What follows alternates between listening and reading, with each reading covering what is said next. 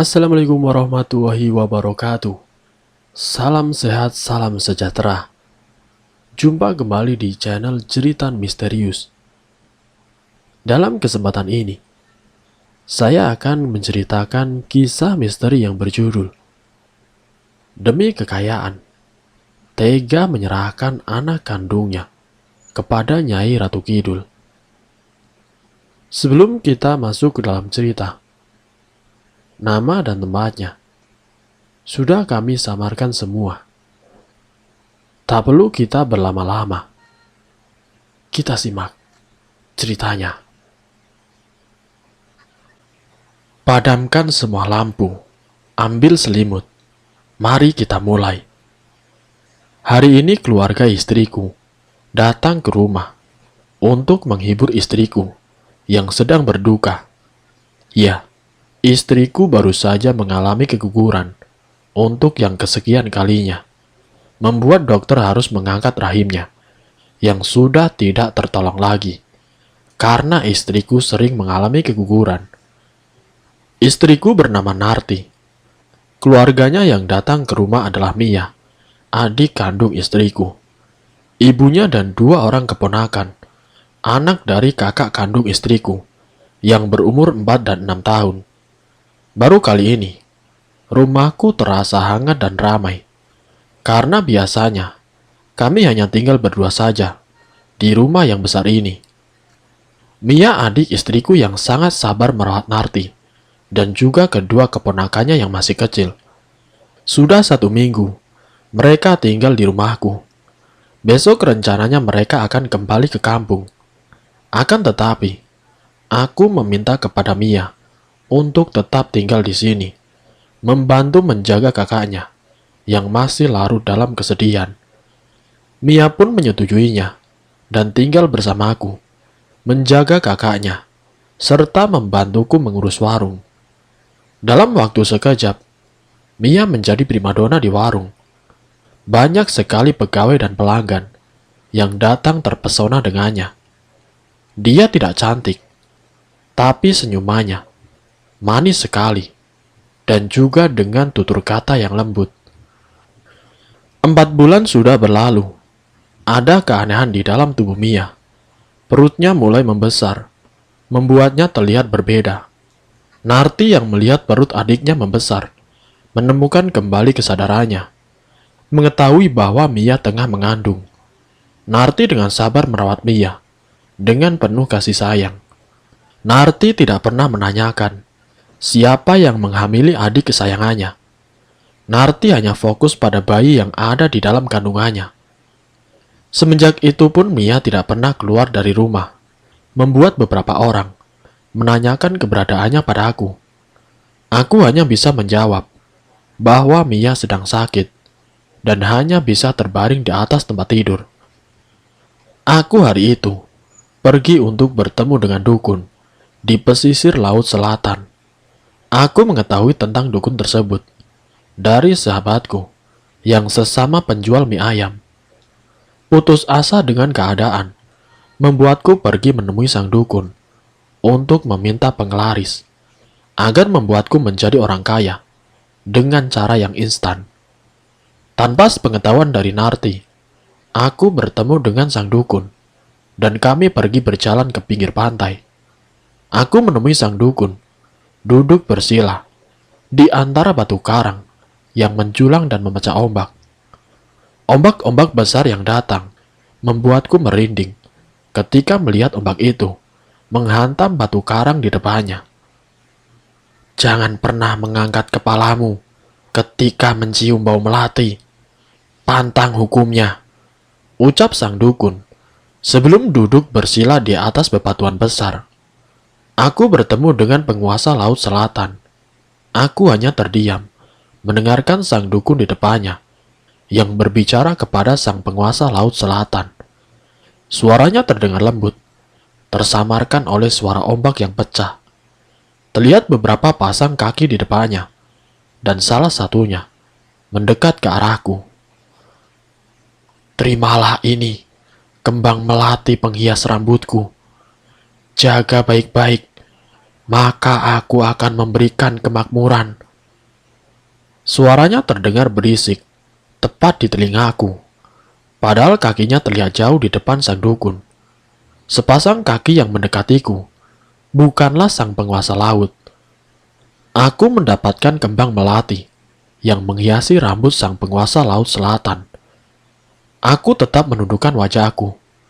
Nyalinya mencium wangi yang semerbak, dan seketika keadaan di sekeliling tiba-tiba berubah. Taruh kembang melati ini di dalam air jernih. Jangan lupa, tambahkan kembang melati dari pasar. Jika kembang melati yang lainnya sudah mulai layu, kamu harus menggantinya dengan kembang melati dan air yang baru. Taruh kembang ini di dekat tempat tidurmu. Aku akan datang kembali ketika waktunya tiba, ucap sang penguasa laut selatan. Sementara aku hanya bisa menganggukkan kepala, tanda mengerti. Setelah keadaan kembali normal, sang dukun membalikkan badannya, menghadap ke arahku. Kamu bisa mengambil beberapa kembang melati itu. Jika kamu tidak suka dengan orang lain, kamu lemparkan saja kembang itu ke tanahnya, maka masalah akan selesai, ucap sang dukun menambahkan. Aku pun menganggukkan kepala, tanda mengerti. Sepulang dari Laut Selatan, aku kembali membuka warung mie ayam dengan bekal kembang melati yang didapat dari Laut Selatan. Aku menaruh kembang melati pemberian penguasa Laut Selatan di dalam baskom berisi air. Aku diwajibkan membeli kembang melati yang banyak untuk mencampurkannya dengan kembang melati yang didapat kemarin.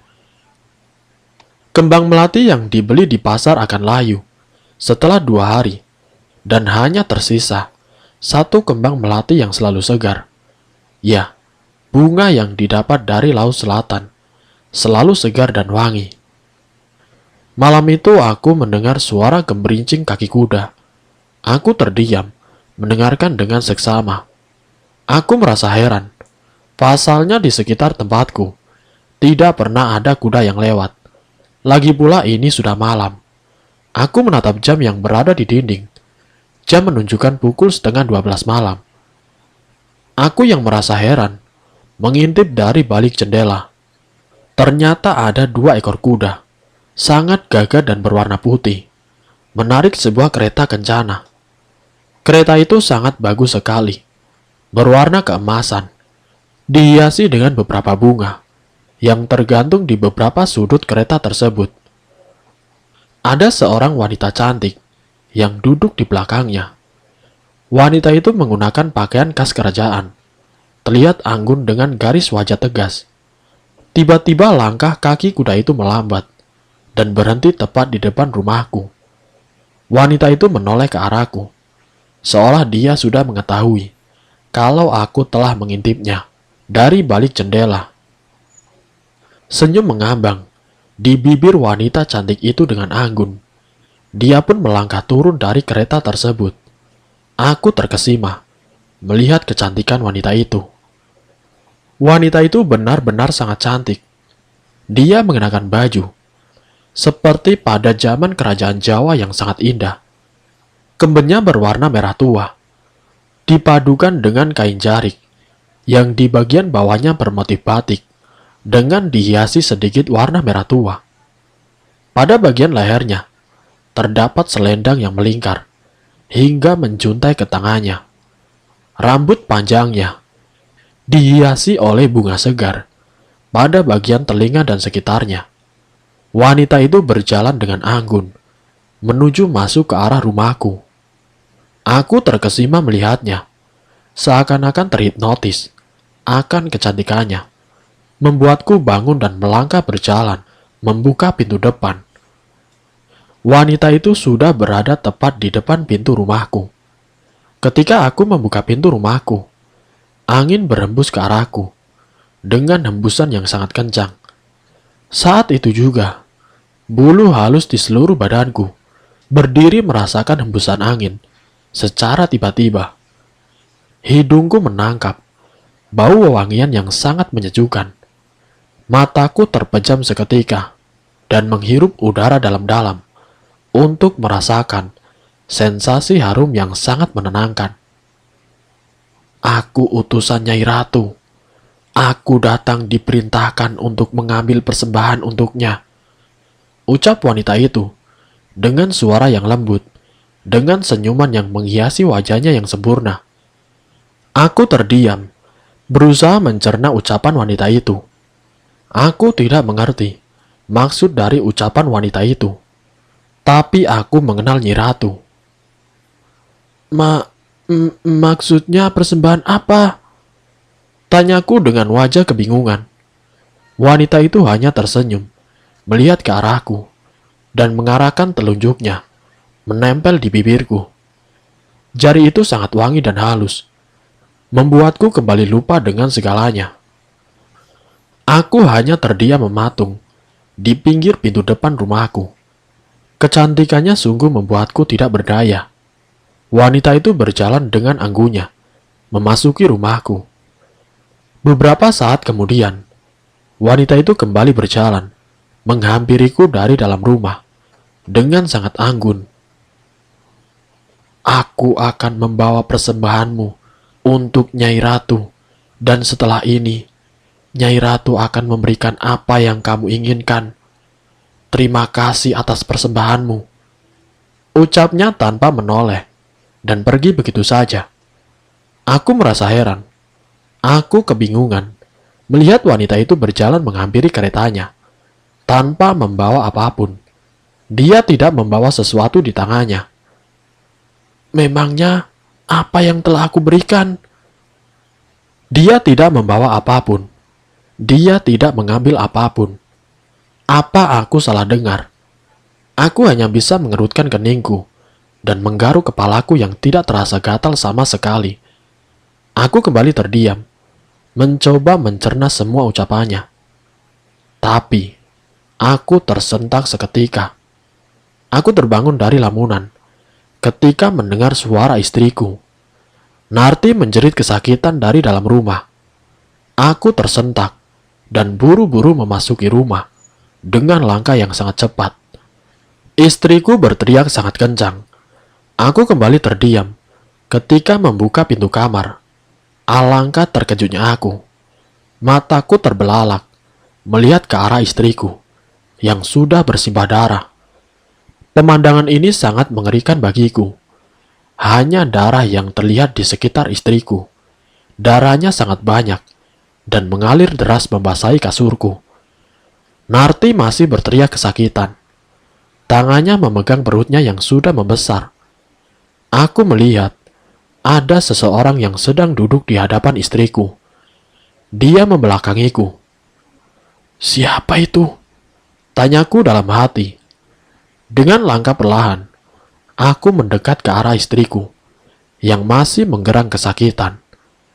Aku melihat dari balik punggung wanita itu. Aku ingin mencari tahu apa yang sedang dia lakukan di sana. Aku melihat kedua tangannya masuk ke dalam kemaluan istriku, dan tangannya terlihat seperti sedang menarik-narik sesuatu. Ketika dia berhasil menariknya, tanganku menutup mulutku yang menganga. Mataku membelalak melihat hal itu. Aku melihat dia menarik kepala bayiku yang masih mungil. Hanya kepala yang ada di tangannya. Kepala yang terpisah dari badannya. Kakiku lemas tidak berdaya, membuat badanku jatuh terduduk di lantai. Istriku masih menjerit dengan hebat ketika tangan itu kembali masuk dan menarik paksa sisa-sisa janin dalam perutnya. Wanita itu kemudian menoleh ke arahku yang terduduk di lantai.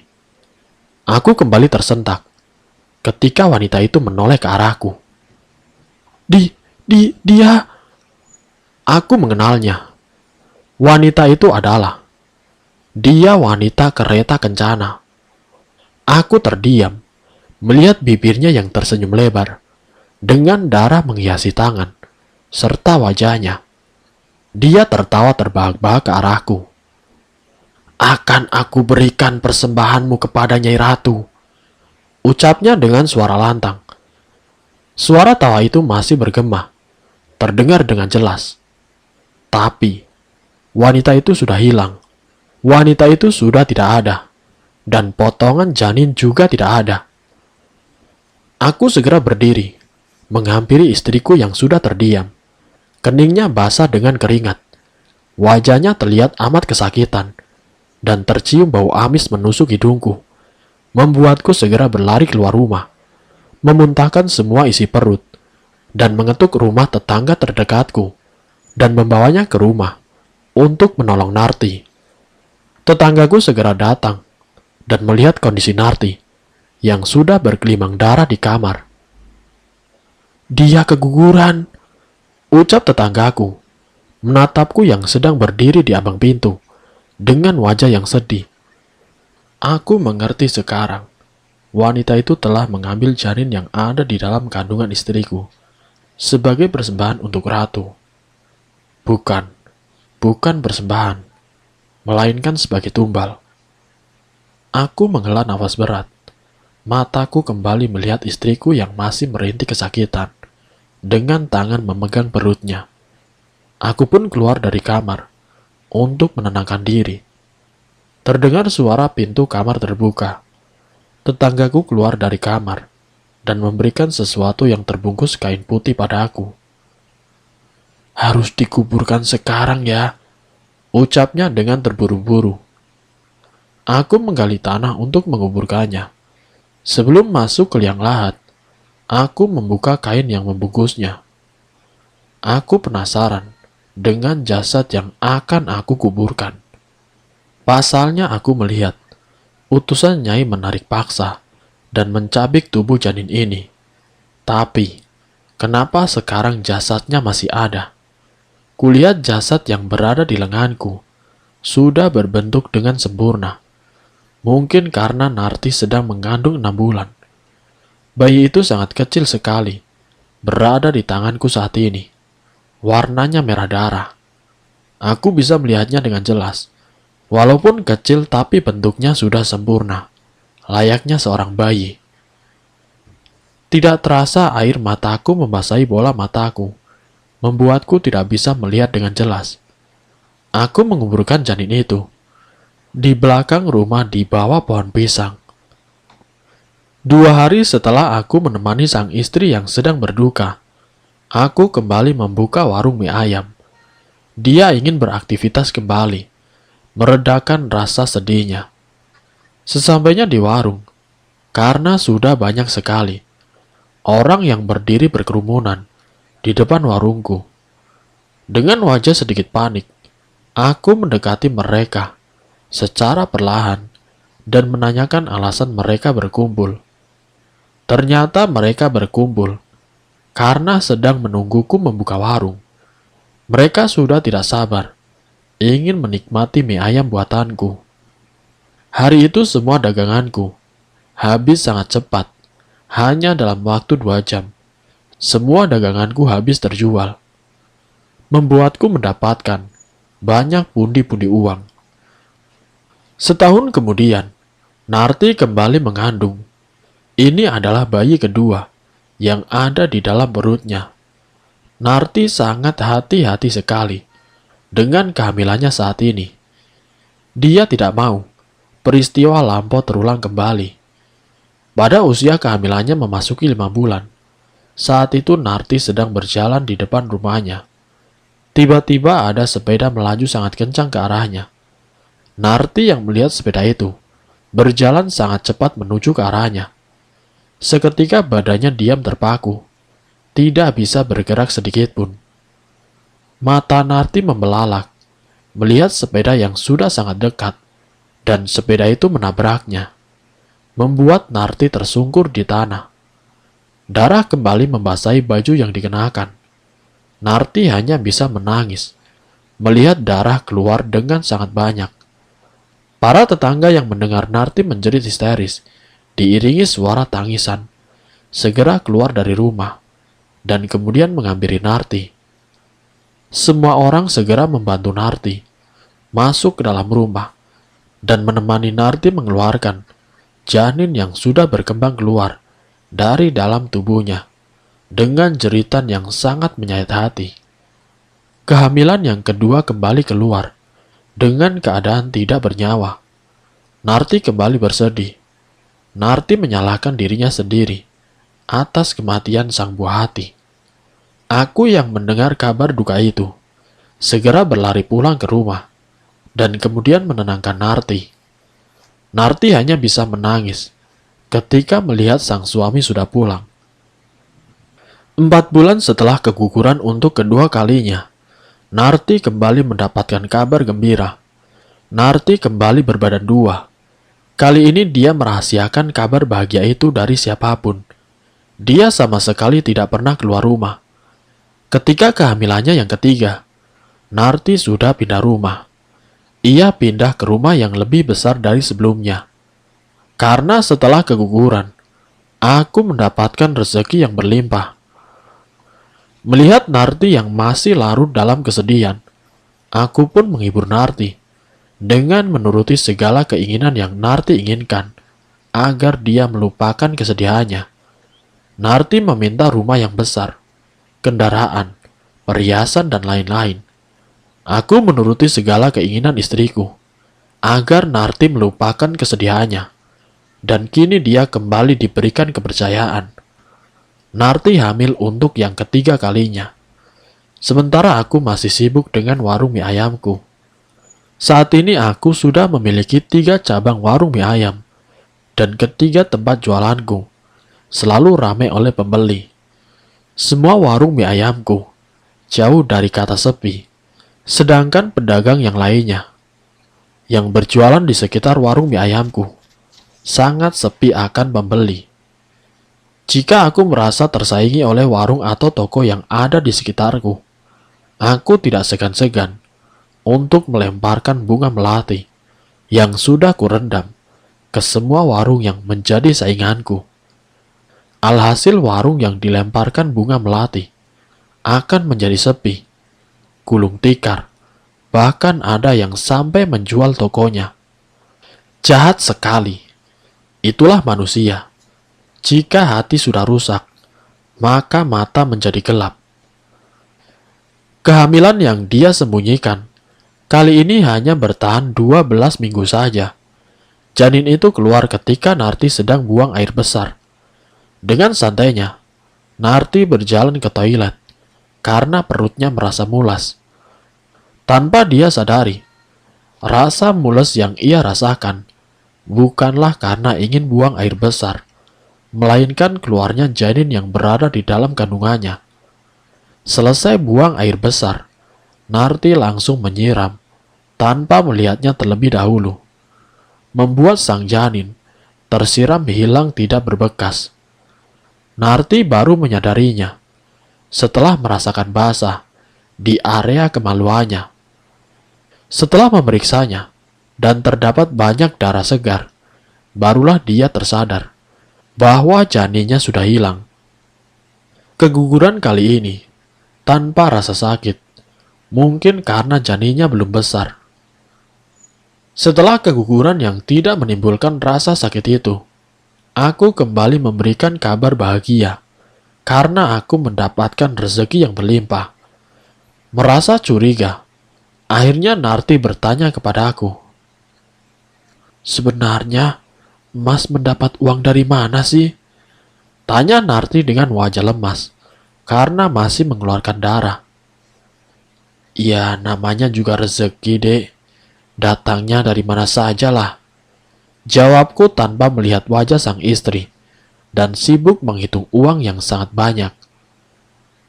"Mas," bentak Narti yang merasa kesal melihat tingkahku.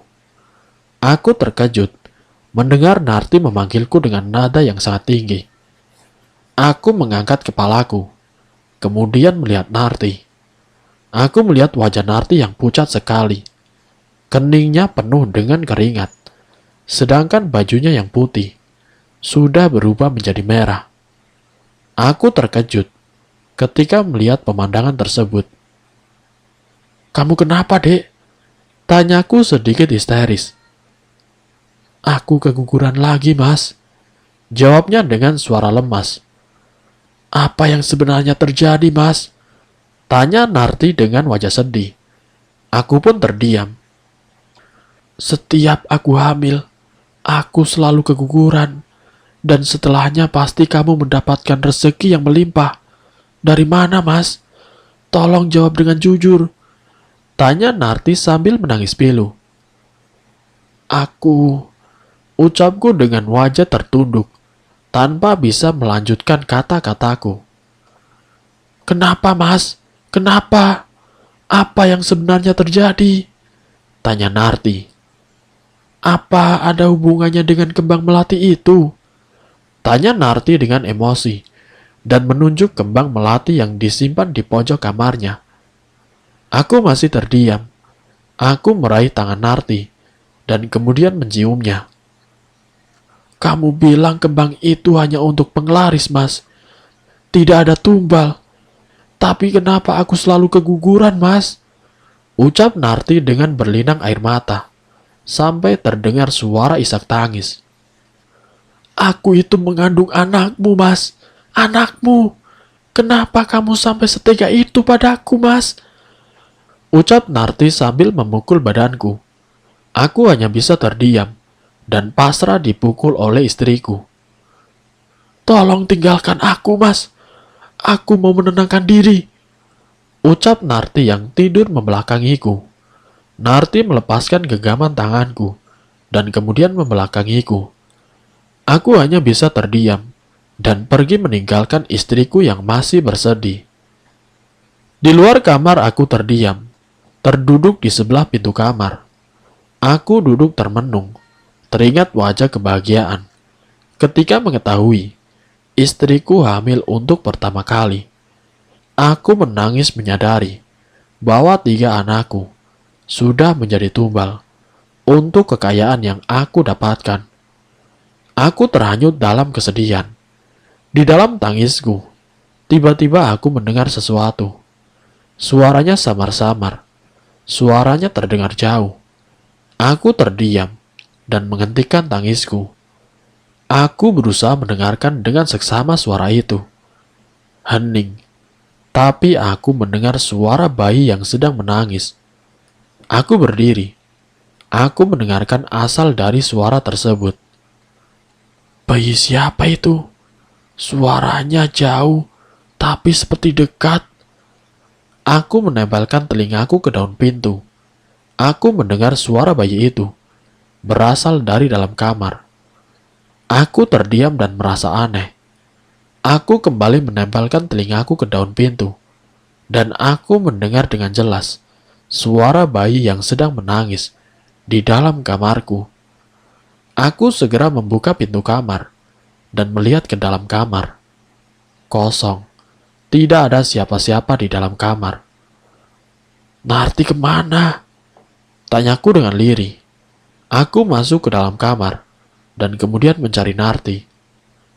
Aku melihat Narti keluar dari kamar mandi dan melihatku dengan pandangan sinis. Aku kembali menutup pintu. Ketika pintu ditutup, aku mendengar kembali suara bayi itu, membuatku mematung dan kembali mendengarkan. Suaranya semakin lama semakin jelas. Aku kembali membuka pintu kamar itu. Aku melihat istriku sedang merebahkan badannya di atas kasur, membuatku sedikit tenang. Hanya halusinasi, ucapku dengan menghela nafas lega. Aku ingin menutup pintu. Ketika suara itu kembali terdengar, aku mencari di setiap sudut kamar. Tidak ada apa-apa. Kemudian terlintas sepintas. Ada sesuatu bergerak di dalam selimut. Apa itu? Tanyaku dengan penasaran.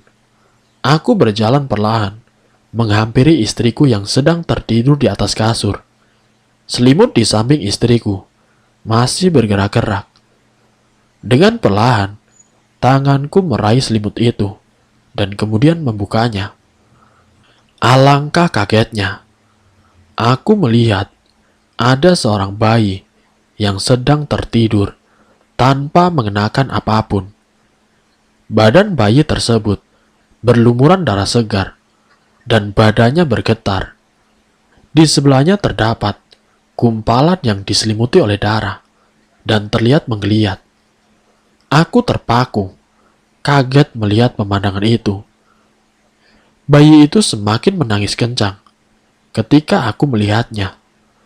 Suara tangisannya terdengar bersamaan, seperti ada 3 bayi yang sedang menangis, membuatku menutup telinga.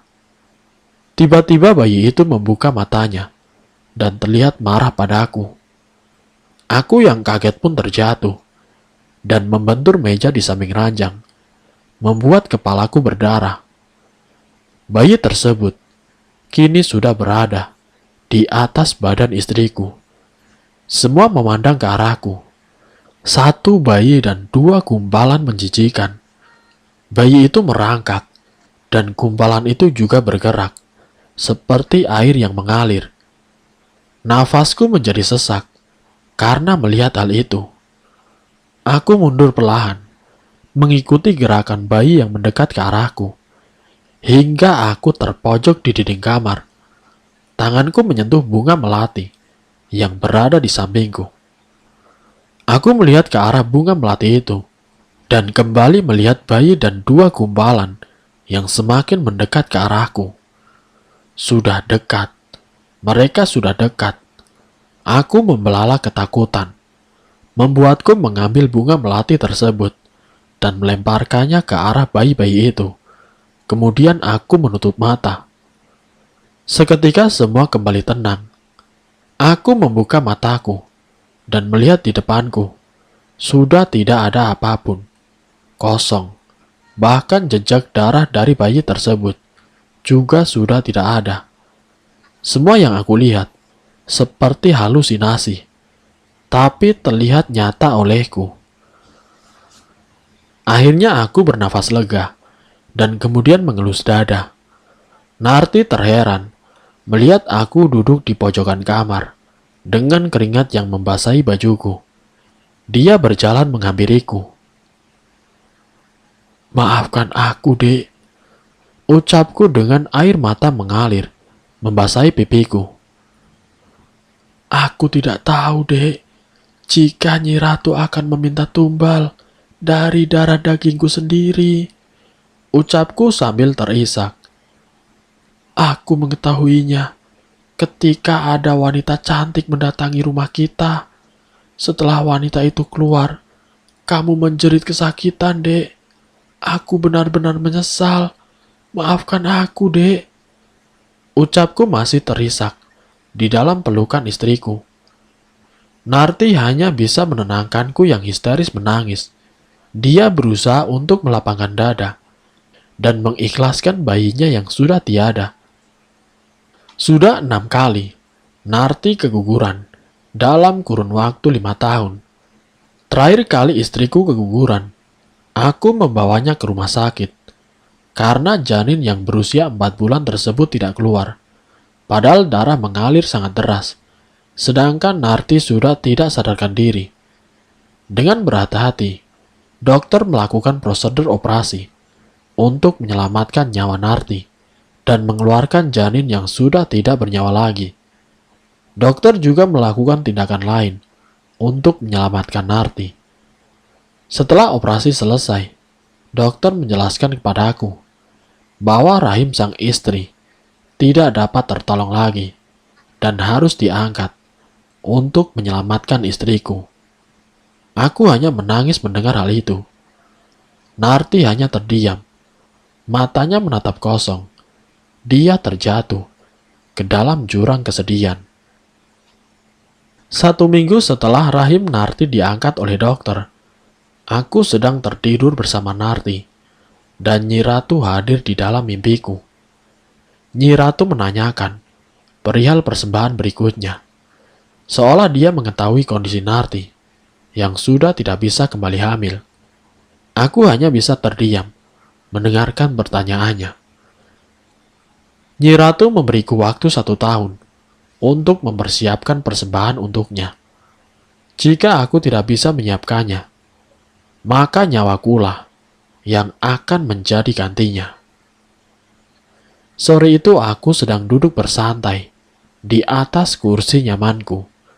Aku bersantai melihat televisi dan menikmati kopi yang dibiarkan oleh Mia. Tiba-tiba aku mencium wangi bunga melati. Wanginya sangat memabukkan dan sangat pekat sekali.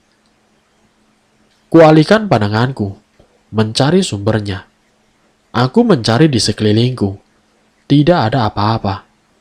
Kemudian aku memalingkan wajahku, melihat ke arah belakang. Aku tertegun, melihat wanita cantik yang pernah datang ke rumahku dulu. Ke rumahku yang lama. Dia wanita yang sama, yang pernah datang menggunakan kereta kencana yang indah. Wanita itu sudah berdiri, tepat di belakangku. Aku kemudian berdiri, dan membungkuk di hadapannya. "Warto, sudah saatnya. Mana persembahanmu untuk Nyi Ratu?" tanya wanita itu. Aku terdiam. Aku bingung dengan pertanyaan wanita itu. "Sudah kupersiapkan, Nyi. Silahkan jika ingin mengambilnya," ucapku memberitahunya dan menunjukkan kamar Mia dengan ibu jariku. Wanita itu mengikuti arah jariku. Dia seperti mengendus-ngendus sesuatu. Kemudian wajahnya berubah. Wajahnya yang cantik berubah menyeramkan, membuat semua bulu kuduku berdiri. Wanita itu terlihat marah, dan dia menjadi semakin tinggi dan besar, membuatku sangat ketakutan melihat hal itu. "Mana? Aku tidak mencium persembahan untuk Nyi Ratu," jawab wanita itu dengan nada tinggi dan menggema. "Mia ada di kamar, Nyi. Silakan jika mau mengambilnya," ucapku dengan suara bergetar ketakutan. "Apa maksudmu?" tanya wanita itu. "Mia adik istriku tengah mengandung anakku. Silakan jika ingin mengambilnya." Mata wanita itu melotot sangat lebar ke arahku. Wajahnya sangat menakutkan. Tiba-tiba suasana dan aura ruangan ini menjadi mencekam. Aku bisa merasakan amarah yang terpancar darinya. "Dia bukan istrimu. Aku hanya bisa mengambil persembahan untuk Nyai Ratu dari janin yang dikandung oleh istrimu," ucap wanita itu dengan nada tinggi dan penuh amarah. "Kau akan rasakan kemurkaan Nyi Ratu," ucapnya kemudian menghilang begitu saja. Badanku gemetar mendengar kata-kata terakhirnya. Wanita itu menghilang.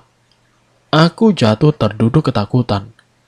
Aku segera berlari masuk ke dalam kamar, mencari istriku. Aku berbicara kepada istriku. Aku meminta izin menikahi Mia. Narti pun terdiam, dan matanya menatap tajam ke arahku. Aku menjelaskan semua perbuatan bejatku kepada Mia. Narti menangis. Dia marah dan memukuliku ketika mengetahui perbuatan yang aku lakukan terhadap adik kesayangannya. Aku memaksa Mia untuk melayaniku berkali-kali, hingga membuat Mia menjadi hamil. Narti pergi dan masuk ke kamar Mia. Narti menanyakan kebenaran dari semua ucapanku. Mia pun hanya menangis mendengar pertanyaan dari kakaknya. Narti dengan berat hati mengizinkanku untuk menikahi adiknya. Sedangkan Mia tidak ingin menikah denganku. Mia akan memberikan bayi yang dikandungnya kepada Narti untuk dirawat. Tapi Mia tidak mau menikah denganku. Aku berbicara kepada Narti.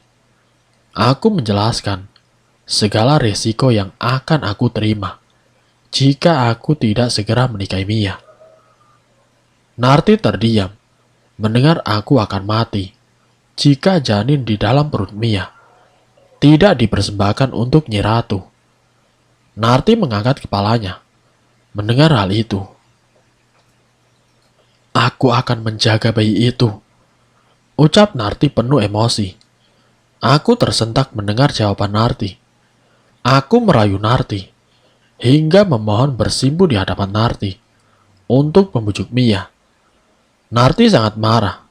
Dia memukulku dan mendorongku hingga keluar dari kamar. Setelah itu Narti mengunciku dari dalam. Aku memukul daun pintu dengan keras. Aku terisak menangis, memohon Narti untuk menyelamatkan hidupku. Tiba-tiba terdengar suara sepatu kuda. Aku terdiam sesaat. Suaranya semakin jelas. Badanku gemetar mendengar suara itu. Tercium aroma melati yang sangat menusuk hidung. Aku ketakutan dan melihat sekelilingku. Aku berlari berusaha menghindar. Aku yang panik menabrak Pupet dan jatuh di atas kursi kesayanganku. Dengan cepat aku merasakan ada sesuatu yang menarik tubuhku. Aku merasakan rasa sakit yang sangat luar biasa. Aku berteriak sangat kencang sekali. Nafasku terasa sakit dan sesak. Badanku seperti rontok semua. Sendi terasa lemas dan tertarik. Mulutku berteriak sangat kencang, meluapkan rasa sakit yang tidak terkira. Hingga bibirku terbuka lebar, seolah-olah robek menjadi dua, karena teriakanku yang sangat kuat. Dengan sangat cepat, rasa sakit itu dirasakan olehku, hingga aku jatuh ke belakang. Aku menengok ke arah belakang, melihat siapa orang yang menarik badanku, hingga merasakan rasa sakit yang amat luar biasa. Aku terdiam sesaat. Aku melihat seorang wanita cantik, mengenakan baju kemben berwarna merah, dengan wajah yang datar, menarikku tanpa pandang bulu. Aku melihat wanita itu kurus ramping. Mana mungkin wanita itu mampu menarik badanku, hingga terjatuh ke lantai. Aku kembali melihat ke arah depan. Aku kembali terdiam. Aku terkejut ketika melihat sosok yang ada di depanku. Wanita itu masih menyeret badanku tanpa henti, dan aku masih bingung melihat ke depan. Aku masih belum menyadari apa yang sebenarnya terjadi. Aku masih berusaha meyakinkan diriku. Aku mengangkat tanganku, berusaha untuk mengusap kedua mataku. Tapi, apa yang terjadi? Aku tidak bisa menyentuh mataku. Aku melihat ke arah tanganku. Aku terperanjat. Mataku melotot ketika aku melihat kedua tanganku tembus. Aku melihat kedua tanganku seperti hologram. Aku kembali melihat ke arah depan, melihat sesosok tubuh yang tergeletak di atas kursi, dengan wajah menatap ke arahku. Itu wajahku. Apa yang sebenarnya terjadi? Wanita yang sedang menyeret tubuhku berhenti dan tertawa mendengar pertanyaanku. Kamu sudah mati. Kamu tidak bisa memberikan persembahan kepada Nyai. Sebagai gantinya, nyawamulah yang diambil oleh Nyai. Ucap wanita itu, masih tertawa, dan kembali menyeretku. Aku memberontak. Aku berusaha untuk berdiri, melepaskan diriku. Tapi hal itu sia-sia. Wanita itu jauh lebih kuat dariku. Sekuat apapun aku meronta, aku tidak akan dilepaskan olehnya. Wanita itu terus menyeretku dan memasukkanku ke dalam kereta kencana dan pergi. Aku melihat Narti menangis di sebelahku, di sebelah jasadku yang sedang terduduk di sofa. Sedangkan aku sudah tidak bisa melakukan apapun. Aku hanya terduduk lemas di bawah kereta kencana, meratapi akhir kisahku. Sedangkan Mia melahirkan anakku. Mia memberikannya kepada Narti untuk dibesarkan dengan penuh kasih sayang. Semua harta yang dimiliki oleh Narti secara perlahan habis terjual. Dia sudah tidak memiliki harta. Narti bahagia memiliki bayi mungil, harta yang sangat berharga untuknya. Hingga saat ini, Mia masih hidup, berdampingan dengan kakaknya.